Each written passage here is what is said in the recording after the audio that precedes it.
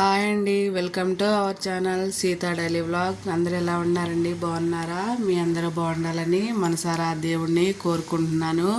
ముందుగా అందరికీ మహాశివరాత్రి శుభాకాంక్షలు అండి. ప్రసాదం కోసం సేమ్యా కేసరి చేస్తున్నా. స్టవ్ వెలిగించి ప్యాన్ పెట్టాను. స్టవ్ వెలిగించి ప్యాన్ పెట్టాక ఒక స్పూను నెయ్యి వేసుకుంటున్నానండి. నెయ్యి కరిగాక ఒక కప్పు నేను సేమ్యా తీసుకున్నానండి. వీటిని నేతిలో కొంచెం ఎర్రగా ఫ్రై చేసుకుందాం.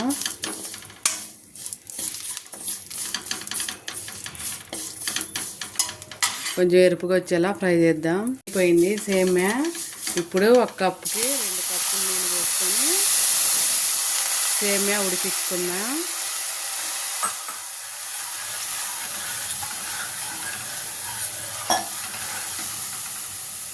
రెండు కప్పులు నీళ్ళు పోసాను. సేమ్యా ఉడికిద్దాం. సేమ్యా వేగేలోపు మనం ఎండు కొబ్బరి ఫ్రై చేసుకుందాం.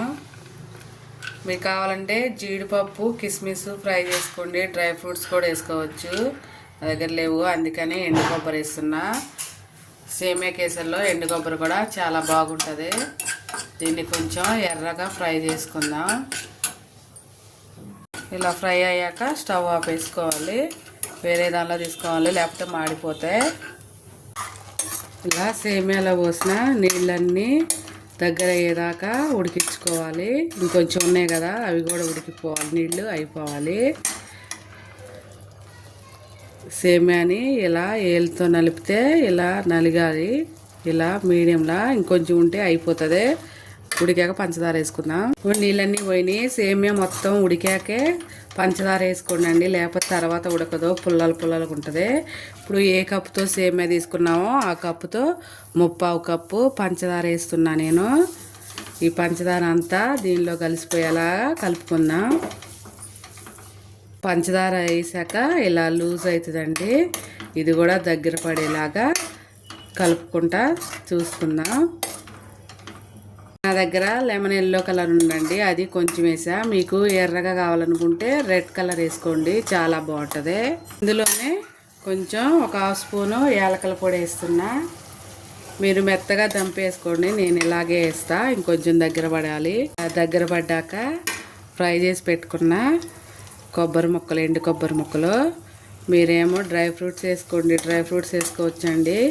కిస్మిస్ అను బాదం ఇంకా జీడిపప్పు ఫ్రై చేసుకొని వేసుకుంటే బాగుంటుంది. నేనేమో ఎండు కొబ్బరి ముక్కలు ఫ్రై చేసి వేసాను నెయ్యిలో.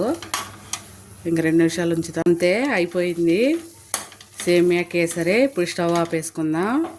స్టవ్ ఆఫ్ వేసుకొని దేవుడికి నైవేద్యం పెడదాం. నైవేద్యం పెడుతున్నాం కదా, ఇది పచ్చకర్పూరం అండి. పచ్చకర్పూరం వేసి దేవుడికి నైవేద్యం పెడితే చాలా బాగుంటుంది. ఒక చిటికెడ ఇలా తీసుకొని కొంచెమే ఇలా నలిపి వేసుకొని కలుపుకుంటే చాలా బాగుంటుంది. ఒక గిన్నెలో తీసుకున్న పచ్చకర్పూరం వేసాం కదండి, మంచి వాసన వస్తుంది.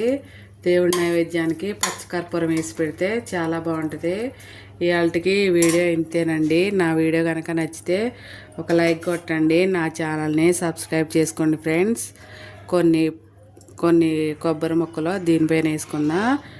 ఇక నైవేద్యం పెట్టేస్తా. మీరు కూడా దేవుడికి నైవేద్యం పెట్టి పూజ చేసుకొని అందరూ మంచిగా ఉండండి. బాయ్ అండి, ఉంటా.